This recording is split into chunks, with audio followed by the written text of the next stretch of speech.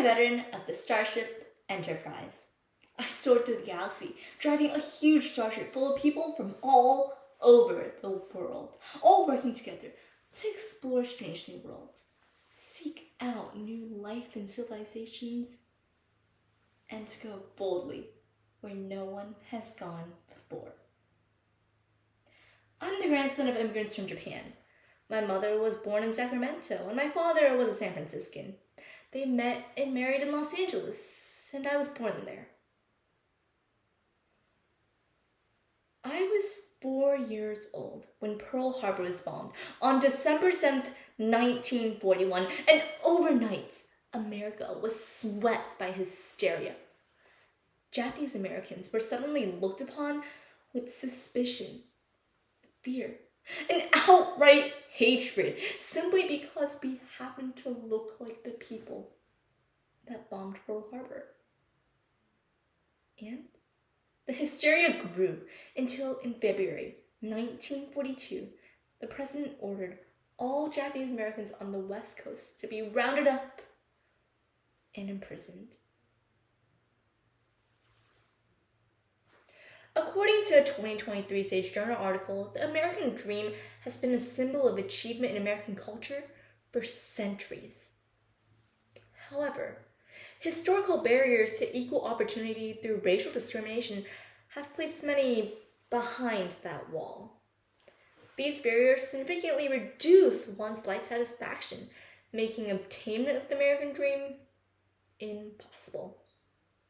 It is time that we take a look at the reality of achieving the American dream for disadvantaged immigrants.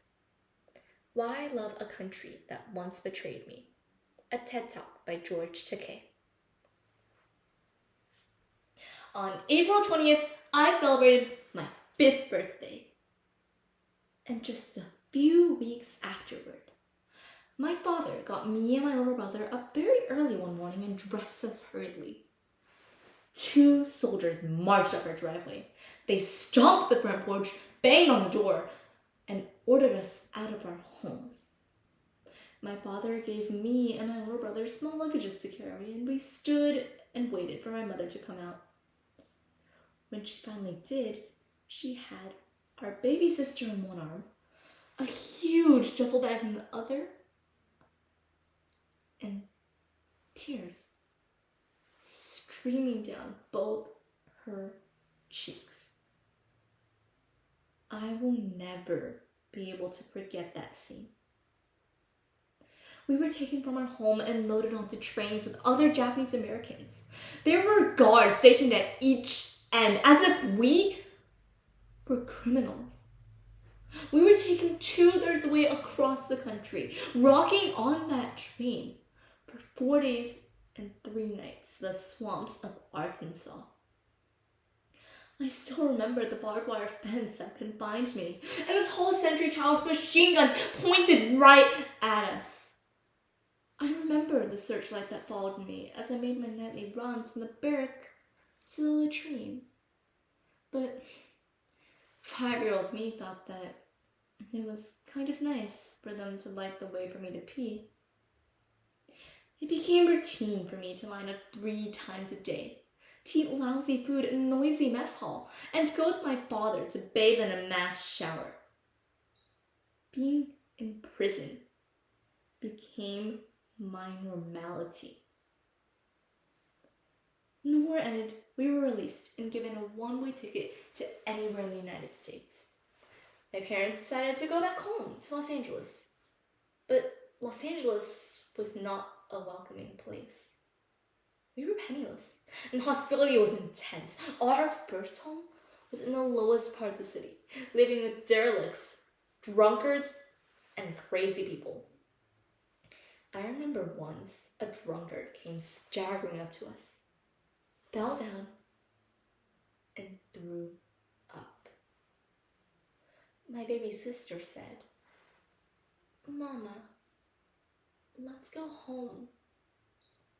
Because behind barbed wires was home for us. My parents worked their fingers to the bone to get back on their feet. Ultimately, they were able to buy a 3-story bedroom in a nice neighborhood. As a teenager, I became very curious about my childhood imprisonment. I'd read books that told the ideals of American democracy. All men are created equal. We have the inalienable right to life, liberty, and the pursuit of happiness. But I couldn't quite make that fit with what I knew to be my childhood imprisonment. So I engaged my father in long conversations, and what I got from them was my father's wisdom. He was the one that suffered the most under those conditions of imprisonment, and yet he understood the American democracy. He said that our democracy is a people's democracy, and it could be as great as the people were, but also as fallible as people were. He said that our democracy is vitally dependent on good people who cherish the ideals of our system and actively engage in the process of making our democracy work. He also told me about the young Japanese Americans during the Second World War. When Pearl Harbor was bombed, Japanese Americans, like all Americans, rushed to fight for our country. And that act of patriotism was answered with a slap in the face. They were denied service, categorized as enemy, and imprisoned for a whole year. And then the government realized that there was a wartime manpower shortage, and as quickly as they'd rounded us up, they opened up military service for all young Japanese Americans. But the astonishing thing is, thousands of young Japanese Americans again run from behind those barbed wires, leaving their families in imprisonment to fight for this country. They said that they were fighting not only to get their families out of imprisonment, but because they cherished the very ideals our system stood for, should stand for, and was being abrogated by what was being done. They were put into segregated all Japanese American units and sent to the battlefield, in which they fought with incredible courage and valor, but were sent out on the most dangerous missions. There's one battle that illustrates that. The battle for the Gothic line. The Germans were embedded in this rocky hillside, and 3 Allied battalions had been pounding away at it for 6 months. They were stalemated. The 442nd was called to add into the action. Instead, it came up with the unique and dangerous idea. On a dark, moonless night, they began scaling that rock cliff face with a drop of more than 1,000 feet. In the darkness, some lost their handhold or footing, and they fell to their deaths in the ravine below.